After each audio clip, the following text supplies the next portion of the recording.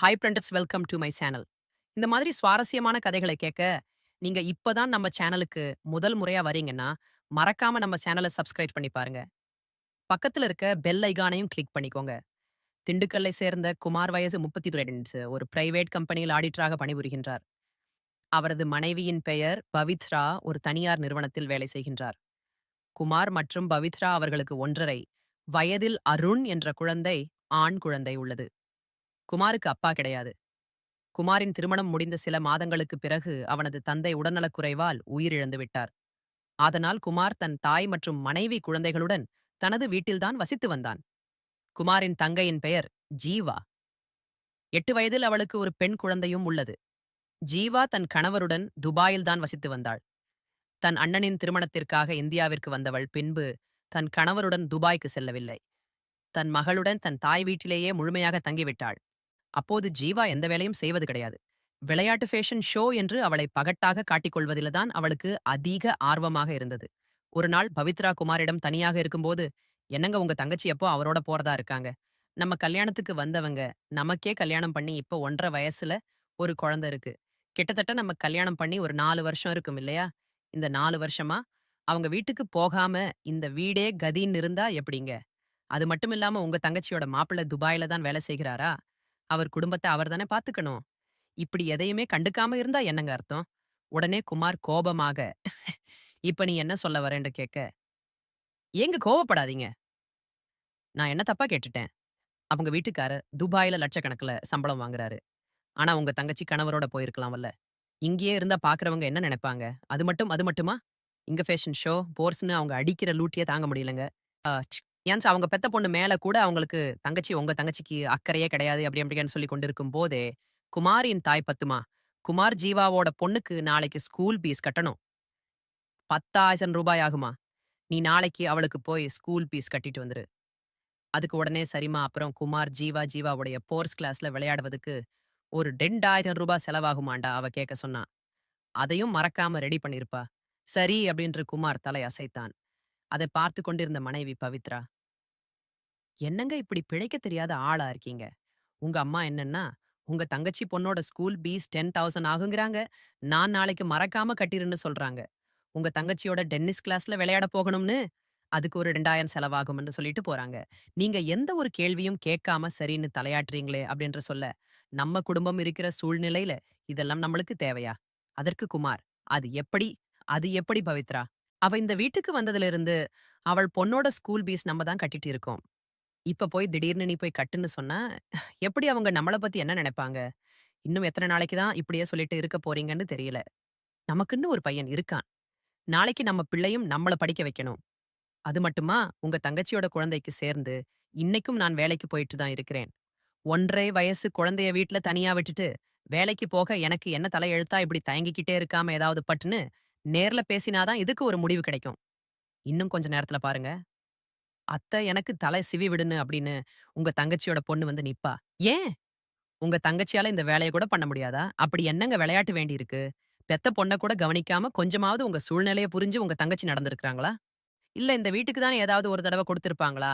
என்று புலம்பிக் கொண்டிருக்கும்போது, ஜீவாயின் மகள் வாமிகா கதவை தட்டிக் கொண்டு நின்றாள்.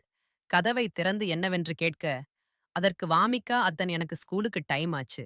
கொஞ்சம் தலைய பின்னி விடுங்களே." "ஏண்டி உங்க அம்மா கிட்ட எத்தன முறை சொல்லியிருக்கேன்? ஸ்கூலுக்கு கிளம்புறதுக்கு முன்னாடியே உங்க அம்மா ரெடி பண்ண சொல்லுன்னு." நான் உங்க அம்மா கிட்ட போய் கேட்டேன். ஆனா, அம்மா இதெல்லாம் ஏன் பண்ண தெரியாதுன்னு சொல்லிட்டாங்க. அது மட்டும் இல்லாம, அத்த நான் உன்ன ரொம்ப அழகா ரெடி பண்ணுவாங்கன்னு சொன்னாங்க. அதனால தான் நீ அத்தை கிட்ட போய் கேளுன்னு சொன்னாங்க.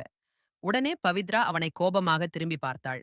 அப்போது குமார் அப்பாவி முகத்துடன், "எனக்காக ப்ளீஸ் உடனே பவித்ரா சரிப்பா" என்று அவளை கீழே அழைத்து செல்ல, அங்கேயே சமையலறையில் மாமியார் வீட்டில் உள்ளவர்களுக்காக உணவு தயார் செய்து கொண்டிருந்தார். அப்போது மாமியார் பத்துமா பவித்ராவை பார்த்து, "என் பொண்ணு இன்னும் கொஞ்ச நேரத்துல வீட்டுக்கு வந்துடுவா. அவளுக்கு அவளுக்கு மாதுளம்பழம் ஜூஸ் ரெடி பண்ணிட்டியா?" அதுக்கு பவித்ரா, "இல்ல. மொதல்ல சீக்கிரம் போய் ரெடி பண்ணு." அதற்கு பவித்ரா இதுல ஒண்ணும் கூறாமல் சரி என்றாள். பிறகு பவித்ரா, மாமியார் பத்துமாவை பார்த்து, "அத்த நாம இனி வாமிகாவுக்கு டைப்பர் வாங்க வேண்டாம். அவ தான் ஸ்கூலுக்கு போறாள, வயசு வேற. அவளுக்கு 8 ஆயிடுச்சு. இந்த வயசுலயும் டைப்பர் போட அலர்ஜி ஆகும். உடனே பத்துமா, அவங்க அம்மா தான் பொண்ண கொஞ்சம் கூட கவனிக்க மாட்டேங்கிறாங்க. அது மட்டும் இல்லாம அவ பொண்ணு யூரின் போனா கூட, அதையும் நான் தான் கிளீன் பண்ணிட்டு விடுறேன். எனக்கு வேற வயசு ஆகுது. என்னால இப்படி எல்லாத்தையும் எழுத்து போட்டு பார்க்க முடியாதுன்னு சொல்லு. நீ மறக்காம குமார் கிட்ட சொல்லி வரும்போது, டயப்பர் கவர் வாங்கிட்டு வர சொல்லு." அந்த நேரம் பார்த்து, "அம்மா, அம்மா, அம்மா" என்று கத்தி கூவிக்கொண்டே வீட்டிற்கு நுழைந்த நாத்தனார், பத்துமாவை பார்த்து, "அம்மா உனக்கு ஒரு விஷயம் தெரியுமா? நம்ம பக்கத்து வீட்ல இருக்காளே, சாந்தி அவ தான் டென்னிஸ் விளையாடுவத பார்த்து, அவளும் விளையாடுவதுக்கு இன்னைக்கு வந்திருந்தாம்மா. நான் விரும்புனா, அவள 3 முறை நான் தோக்கடிச்சுட்டேன் தெரியுமா? அவ நானும் விளையாடுறதையே பார்த்துட்டு மிரண்டு போயிட்டா" என்று கூறியவுடன், "பத்துமா, நீ யாரு? நீ என் பொண்ணாச்சே. உன்னை தோற்கடிக்க முடியுமா?" என்று பெருமையோ, அடி அடித்தபடியே தனது மருமகள் பவித்ராவை பார்த்து, "என் பொண்ணு வந்து இவ்வளவு நேரம் ஆச்சு. அவளுக்கு இன்னும் நீனு மாதனம்பலம் ஜூஸ் ரெடி பண்ணலையா? முதல்ல கொண்டு வந்து அவகிட்ட கொடு" என்றவுடன் சமையலறையிலிருந்து ஜீவாவிற்காக தயார் செய்து வைத்திருந்த ஜூஸை கொண்டு வந்து கொடுத்தாள். பின்பு குமார் அலுவலகத்திலிருந்து செல்வதற்காக தயாராகி மாடியிலிருந்து கீழே வர, அதை பார்த்த ஜீவா அண்ணா, "நாளைக்கு எனக்கு ஃபேஷன் ஷோ இருக்கு. நான் டைலர் கிட்ட ஆரியோ ஒர்க் ப்ளக்ஸ் ப்ளவுஸ் தைக்க குடுத்துருக்கேன். நீ வரும்போது ஒரு ரூ. 2000 பணத்த குடுத்து அந்த ப்ளவுஸ வாங்கிட்டு வந்துரு." உடனே குமாரும் தனது மனைவி பவித்ராவை பார்க்க, அவள் அதை பார்த்து முறைத்தாள். "சரி வாங்கிட்டு வரேன்" என்று சொல்லிவிட்டு அங்கிருந்து சென்று விட்டாள். பவித்ராவுக்கு அன்னைக்கு விடுமுறை என்பதால் பண பற்றாக்குறை காரணமாக ஆன்லைனில் குழந்தைகளுக்கு வகுப்பு எடுத்துக் கொண்டிருந்தாள். அப்போது ஜீவா என்னை வீட்டிலேயே டியூஷன் எடுக்கிற மாதிரி இருக்கு. ஆமா, ஆன்லைன் டியூஷன் எடுத்துக்கிட்டு இருக்கேன். 10வது மட்டும் 12வது படிக்கிற பசங்களுக்கு தான் டியூஷன் எடுக்கிறேன் அப்படின்னு சொன்னான். ஆமா, நீ தான் வேலைக்கு போறியே. அப்புறம் எதுக்கு வீட்டில இருந்து ஆன்லைன் டியூஷனும் எடுக்கிற? என்ன பண்றது? சம்பாரிக்கிற காசு மத்தவங்களுக்கே செலவு சரியா போயிடுது. எங்களுக்காக நான் சம்பாரிச்சா தானே ஆகணும். ஆமா, ஜீவா, நீ நல்லா படிச்சு தான இருக்க. நீ ஒரு வேலைக்கு போகக்கூடாதா? என்று கேட்க, அதற்கு நாத்தனார், "ஜீவா, நான் எதுக்கு வேலைக்கு போகணும்? அது மட்டுமே இல்ல. எனக்கு வேலைக்கு போறதுல உடன்பாடு இல்ல. அதற்கு பவித்ரா உடனே உனக்கு செலவு செய்வதற்கு தான் உன் அண்ணன் இருக்காரே, உன் புருஷன். அப்புறம் எப்படி நீ வேலைக்கு போவ?" என்று முணுமுணுத்தபடியே இருந்தாள். ஸ்ரீ சிறிது நேரத்திற்கு பிறகு அலுவலகத்தில் இருந்த குமார் தனது வீட்டிற்கு தேவையான பொருட்களையெல்லாம் வாங்கிக் கொண்டு அதை பவித்ராவிடம் கொடுத்தான். அதை பிரித்து பார்த்த பவித்ரா, "என்னங்க அருணுக்கு டயப்பர் வாங்கிட்டு வரலையா?" "சொல்லி இருந்தேனே" அப்படின்னு கேட்க, "1½ வயது பையனுக்கு 8 வயது குழந்தை போடுற டயப்பர வாங்கிட்டு வந்திருக்கீங்க. என்னங்க இது? இத கொண்டு போய் குடுத்துட்டு கடையில மாத்திட்டு வாங்க" என்று சொன்னாள். அதற்கு குமார், பவித்ரா, "டயப்பர் நம்ப அருணுக்கு இல்லம்மா, ஜீவாவுடைய பொண்ணுக்கு" அப்படின்றது சொல்ல வாங்கிட்டு வந்தேன் அப்படின்னு சொன்னாரு. அது மட்டும் இல்ல, ஜீவா வேற அவளுடைய பிளவுஸ் நாளைக்கு வேணும்னு கேட்டிருந்தா. அதனால தான் கையில காசு வேற இல்ல. "நீ இன்னைக்கு மட்டும் எப்படியாவது அட்ஜஸ்ட் பண்ணிக்கோவே என்று கேட்க நாளைக்கு நான் உனக்கு வாங்கித் தருகிறேன்" என்று சொன்னார். என்று கூற கோபம் அடைந்த பவித்ரா, "இப்போது நம்ம பையனுக்கு டைப்பர் வாங்குறது முக்கியமா? இல்ல உங்க தங்கச்சிக்கு ஆரியோ பிளவுஸ் வாங்குறது முக்கியமா? பையன் நைட்லலாம் தூங்க மாட்டான். பரவாயில்லையா உங்களுக்கு? என்னால அருண பார்த்துக்க முடியாது.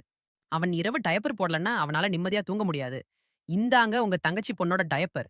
இத போட்டுவிட்டு உங்க குழந்தை இன்று இரவு முழுக்க நீங்களே பார்த்துக்கோங்க" என்று கோபமாக கூறிவிட்டு தனது அறைக்குள் சென்று கதவை அடைத்துக் கொண்டாள். குமார் பவித்ராவுக்கு எவ்வளவோ ஆறுதல் சொல்வது என்று தெரியாமல் வாங்கி வந்த பொருட்களை தன் கையில் வைத்து பார்த்தபடியே நின்று கொண்டிருந்தான். அப்போது ஜீவா பதற்றத்துடன், "என்னாச்சு, வயிறு வலி தானே சொன்னீங்க? ஆபரேஷனா? நீங்க ஏன் இத என்கிட்ட முன்கூட்டியே சொல்லல?"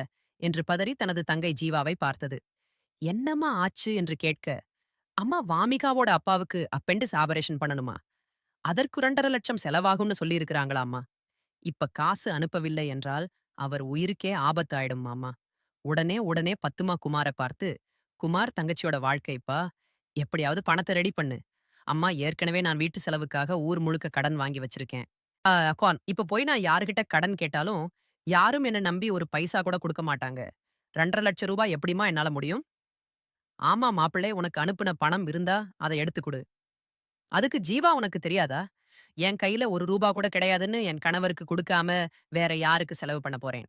சொல்லு." அதற்கு குமார் பத்துமாவை பார்த்து, "அம்மா, என்னால இப்போதைக்கு எதுவும் ரெடி பண்ண முடியாது. நீ வேணா உன்னுடைய பென்ஷன் பணத்த எடுத்து உன் பொண்ணுக்கு கிட்ட குடு." அவ வேற வழியின்றி பத்துமா தனது பென்ஷன் பணத்திலிருந்து தனது மாப்பிள்ளையின் ஆபரேஷனுக்காக ஒரு ரூ. 2,50,000 பணத்தை கொடுத்தாள். 2 வாரங்களுக்குப் பிறகு அப்போது ஜீவா தனது கணவனை நலம் விசாரித்துக் கொண்டிருக்கும் போது அதை பார்த்த பத்மா, "இப்போ உங்க உடம்பு எப்படி இருக்கு? வேலைக்கு சாப்பிடுறீங்களா? நீங்க எப்போ ஊருக்கு வருவீங்க?" அப்படின்னு கேட்க மாப்பிள்ள, "தானே கொஞ்சம் கொடு. நான் மாப்பிள்ளை கிட்ட பேசுறேன்" அப்படின்றது. "மாப்பிள்ளை எப்படி இருக்கீங்க? இப்போ உங்க உடம்பு ஆரோக்கியமா இருக்கா? நல்லா சாப்பிடுங்க. அ உடம்பு நல்லா பாத்துக்கோங்க மாப்பிள்ள." உங்களுக்கு ஆபரேஷன் சொன்ன உடனே ஜீவா ரொம்ப பயந்து போயிட்டா. அவளுக்கு எப்பவுமே உங்க ஞாபகம் மட்டும் தான். அது மட்டும் இல்லாம குமார் இந்த குடும்பத்துக்காக வெளியில நெறைய கடன் வாங்கியிருக்கிறான்.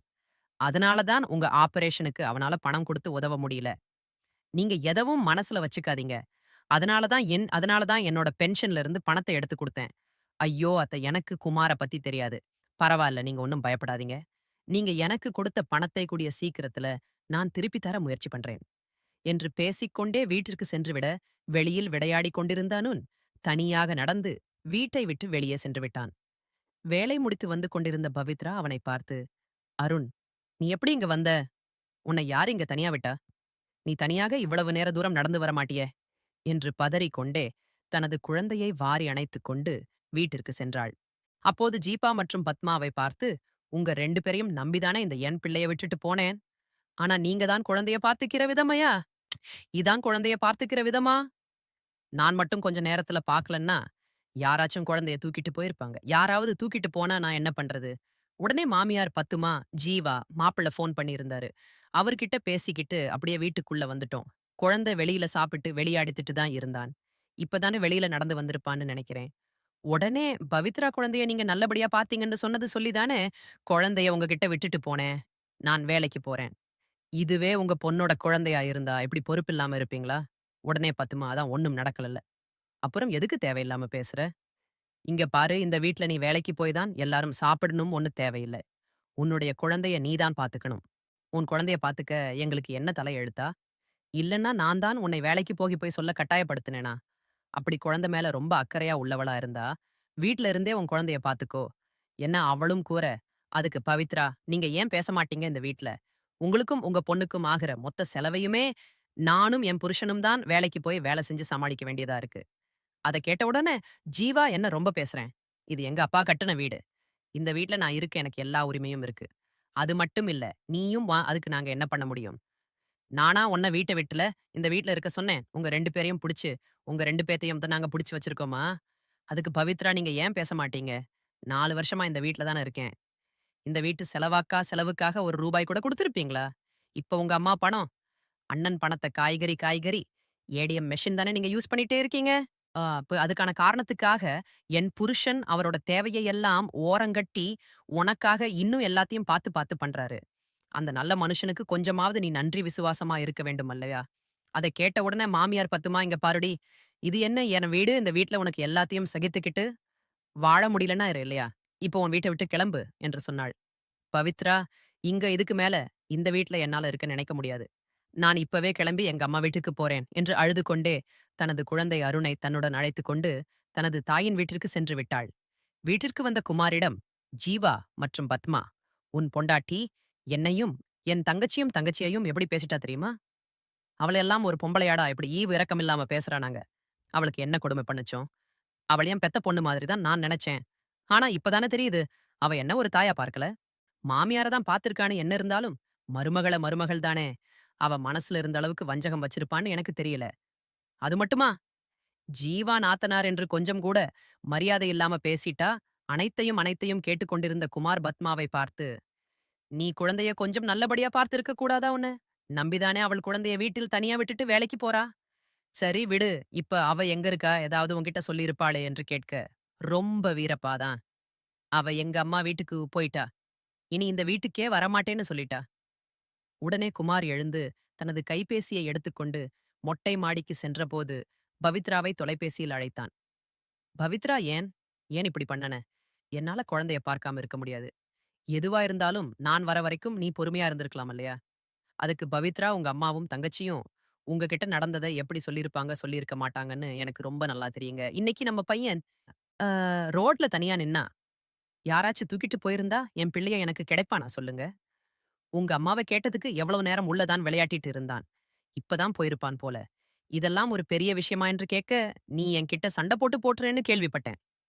பெத்தவங்களுக்காக பிள்ளையோட அருமை தெரியுங்க. நான் எதற்காக தான் சம்பாரிச்சு உங்க தங்கச்சிக்கும் உங்க அம்மாவையும் காப்பாத்தணும். அதுவும் கொஞ்சம் கூட நன்றி விசுவாசம் இல்லாத உங்க தங்கச்சிக்காக. உங்க தங்கச்சியோட புத்தி உங்களுக்கு இப்ப புரியாதுங்க. போக போக நீங்க தெரிஞ்சுக்குவீங்க. அதற்கு குமார், இப்ப நீ முடிவா என்னதான் சொல்ற என்று கேட்க, அந்த வீட்ட விட்டுட்டு வெளிய வந்து தனி குடித்தனம் போறதா இருந்தா மட்டும் சொல்லுங்க. அப்படி இல்லன்னா உங்க அம்மா வீட்லயே கட்டிக்கிட்டு அழுங்க என்று கோபத்தில் தனது கைபேசியை வைத்து விட்டாள். பின்பு அதை பார்த்து கொண்டிருந்த மாமியார், பாத்தும்மா, ஏன்டா குமார்? உன் பொண்டாட்டி என்னையும் தங்கச்சியையும் அந்த பேச்சு பேசிட்டு பேசிட்டு போயிட்டான்னு சொல்லிக்கிட்டு இருக்கிறேன். நீ எதுவுமே பேசாம அவகிட்ட கொஞ்சம் பேசிட்டு இருக்க போல என்று கேட்க, உனக்கு கொஞ்சம் கூட வெட்கமாவே கிடைக்க வெட்கமே கிடையாதாடா? நீ எதுக்கு உன் பொண்டாட்டி கிட்ட போய் கெஞ்சணும்? முதல்ல உன் பொண்டாட்டி கிட்ட இப்படி பேசுறத விடு. நீ இப்படி கெஞ்சினா, அவ உன் தலை மேல உட்கார்ந்து ஆட ஆரம்பிச்சுடுவா. அம்மாவையும் பொண்ணையும் இப்படி பேசிட்டான்னு சொல்றேன். கொஞ்சம் கூட அத பத்தி யோசிக்காம பாரு என்று முணுமுணுத்தபடியே மாடியிலிருந்து கீழே இறங்கி சென்று விட்டாள். 2 வாரங்களுக்குப் பிறகு குமாரிடம் ஜீவாவின் மகள் வாமிகா மாமா அத்தை இந்த வீட்டுக்கு எப்ப வருவாங்க? அத்தையோட அப்பாவுக்கு கொஞ்சம் உடம்பு சரியில்லைன்னு சீக்கிரமா இந்த வீட்டுக்கு வந்துடுவார்கள். அதற்கு வார்மிகா, நாங்கள் எங்க அப்பா வந்த உடனே எங்க வீட்டிற்கு போய்விடுவோம். உங்கள் வீடா? நீ இந்த வீட்ல தானே இருக்கிற என்று கேட்க இல்ல மாமா. நாங்க பெரிய வீடு கட்டி இருக்கோம். அங்க எனக்கு தனி ரூம் எல்லாம் இருக்கு. அத்தையும் வந்து அத்தையும் வந்த உடனே நாங்கள் எங்க வீட்டுக்கு போயிடுவோம். சிறு குழந்தை ஏதாவது விளையாட்டாக பேசிக் கொண்டிருக்கின்றது என்றுதான் நினைத்தான் குமார். அப்போது அவனுக்கு தெரியாது. தனது தங்கை ஜீவாவின் உண்மையான குணம். பவித்ரா அங்கிருந்து சென்று 2 வாரங்கள் ஆன பின்பு கூட தனது தாய் மற்றும் தங்கையின் பேச்சை மீற முடியாமல் குமார் தனது மனைவி மற்றும் மகனை கூட பார்க்க செல்லவில்லை. குற்ற உணர்ச்சி தாழாமல் குமார் அன்று இரவு தனது மனைவியிடம் பேசுவதற்காக மொட்டை மாடிக்கு சென்றான். ஆனே அங்கே ஜீவா தனது கணவரிடம், பவித்ரா அவ பையனை அருணும் அவளுடைய வீட்டுக்கு போயிட்டாங்க. அவ போன ஒரு விதத்துல நல்லதுதான். அப்பதான் நம்ம நினைச்ச காரியம் எல்லாம் சீக்கிரத்துல நடத்தி காட்ட முடியும். இப்ப குமாருக்கு ஏகப்பட்ட கடன் இருக்கு. உங்களுக்கு அப்படின்னு சொல்லிதான் அப்பெண்டிஸ்ன்னு சொல்லிதான் நான் அம்மா கிட்ட 2,50,000 கடனும் வாங்கியிருக்கேன். வீட்டு வேலையெல்லாம் முடிஞ்சிருச்சுன்னு இன்னும் சின்ன சின்ன வேலை மட்டும்தான் பாக்கி இருக்கு. உன் அண்ணன்கிட்ட ஏதாவது சொல்லி காசு வாங்க முடியுமான்னு பாரு என்று அவன் கூற, யோ அதற்கு ஜீவா, இனிமே குமார் கிட்ட எல்லாம் காசு கேட்க அவனும் கண்டிப்பா கொடுக்க மாட்டான்னு சொல்லுவான். அவனே ஊர் முழுக்க கடை வாங்கி வச்சிருக்கான் கடன்காரன். நான் உங்களுக்கு அப்பெண்டிஸ் ஆபரேஷன் சொல்லி தான் 2,50,000 பணத்தை வாங்கினேன். நான் அது ஒரு பெரிய ஆபரேஷன் சொல்லி ஒரு 10, 12 லட்சம் மொத்தமா வாங்கி இருந்திருக்கலாம். இனிமே கேட்டா கிடைக்காது. சரி, நான் ஊருக்கு வந்த உடனே புது வீடு பால் காய்ச்சணும். உங்க அம்மா அண்ணனும் அம்மாவுக்கும் தெரியாம இதெல்லாம் எப்படி பண்ண முடியும்? என்று கணவன் கேட்க அதற்கு ஜீவா, நம்ம ஒண்ணும் சொந்த வீடுன்னு சொல்ல வேண்டாம். வாடகை வீடுன்னு சொல்லிடுவோம். அப்பதான் யாருக்கும் சந்தேகம் வராது. அனைத்தையும் கேட்ட குமார் ஒரு நாட்காலையில் அமர்ந்தபடியே வீட்டின் சுவற்றை பார்த்து கொண்டிருந்தான். அப்போது ஜீவா ஸ்கூல் பீஸ் மட்டும் நாளைக்கு கட்டணும். அதற்கு ஒரு பச்சித்தாயிரம் செலவாகும் என்று கூறிக்கொண்டிருக்கும் போது குமார், நீ எப்பவோ உன் வீட்டுக்கு போற என்று கேட்க, உடனே ஜீவா ஒன்றும் புரியாமல், எனக்கு எந்த வீடு இருக்கு? உடனே குமார், நீதான் புதுசா வீடு கட்டியிருக்கல்ல அந்த வீட்டுக்கு, நீ என்ன எப்ப போற என்று கேட்டான். உடனே ஜீவா ஒண்ணும் புரியாம, ஒருவேளை நம்ம பேசுனத குமார் கேட்டிருப்பானோ என்று நினைத்துக் கொண்டிருந்தாள். அப்போது குமார், ஏண்டி இப்படியெல்லாம் பண்ற பவித்ரா எத்தனை முறை உன்னை பத்தி என்கிட்ட சொல்லியிருப்பா? அவ பேச்சையும் மீறி ஊர்ல எல்லா இடத்துலயும் கடை வாங்கி உனக்கு தானே எல்லாத்தையும் நான் பண்ணி செஞ்சு வச்சேன். உனக்கு கொஞ்சம் கூட நன்றி இல்லையா? நான் உன் கூட பிறந்த அண்ணன் தானே. இந்த அண்ணனோட குடும்பம் எப்படி போனாலும் பரவாயில்லையா?